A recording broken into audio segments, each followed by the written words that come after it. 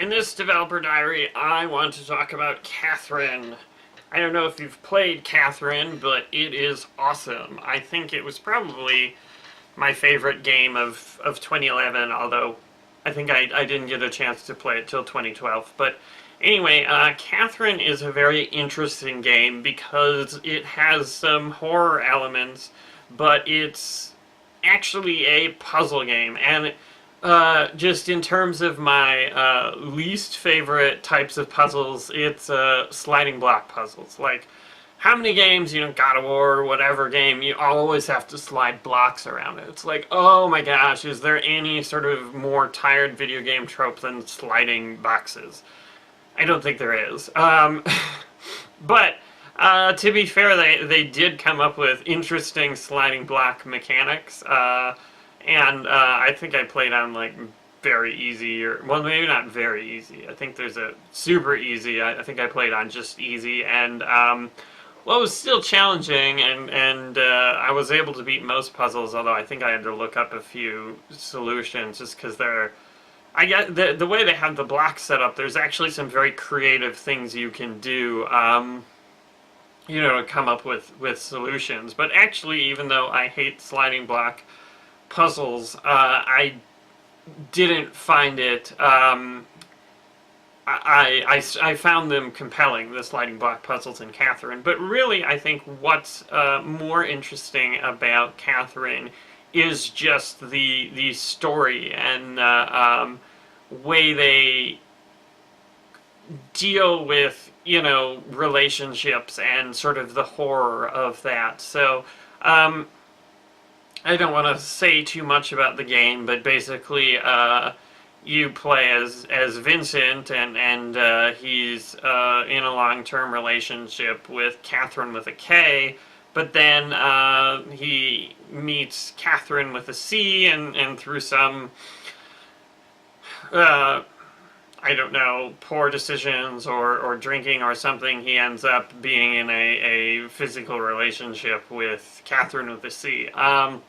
And so then there's some horrific elements, there's some, bad things going on, as well, and he's having these nightmares of, sheep trying to kill him and things like that. And it's really interesting, but I think it's really well done, sort of how it's a psychological horror, and they, talk about,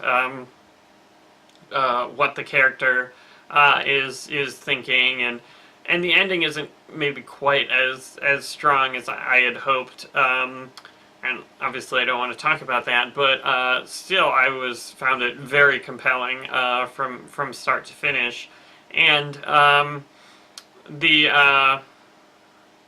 the interesting thing, and the thing that I really like about it, is just the way it deals with relationships in sort of an adult manner. So, well, I play a lot of video games, and, usually video game relationships consist of, two people, and then all of a sudden they're in love, and, maybe if you're playing like a BioWare game, they have sex. It's like, ugh. Could this be a grosser oversimplification of human relationships? I mean, granted, it's tough to do relationships in games, and it's tough to do relationships in real life.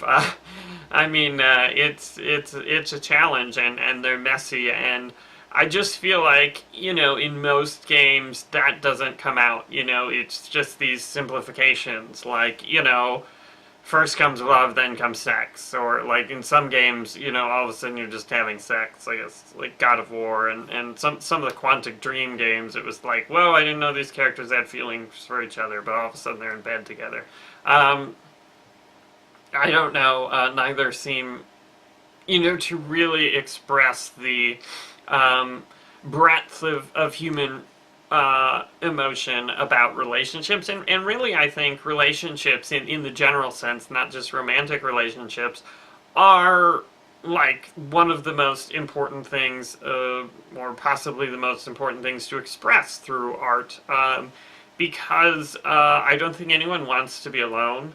and, you know, to not be alone, you know, you need to relate to someone, or even like your relationship with yourself. And I think, you know, Neverending Nightmares, while it's a horror game and I'm trying to, you know, scare the crap out of you, it's really a game about relationships, and, you know, the relationship of his character, the Thomas, to himself, as well as, you know, to whatever else the manifestations in his dreams might be. I'm trying to, you know, keep my cards close to my chest for that, but you know, I think it's going to be very complicated relationships, and I think because, you know, we're doing, you know, everything in Nightmares, it really gives us the ability to express feelings about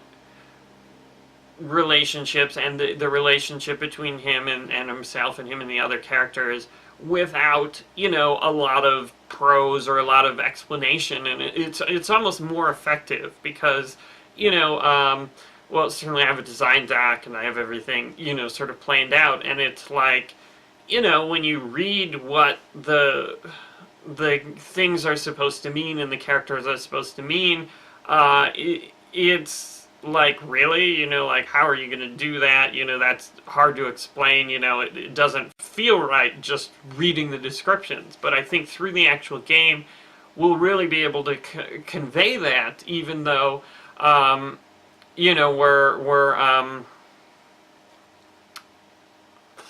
sorry, even though we're not, you know, telling it exactly. I think people will infer it, or even if they don't infer it, I think it will sort of work at a subconscious level, or at least I'm hopeful. So anyway, that's, well,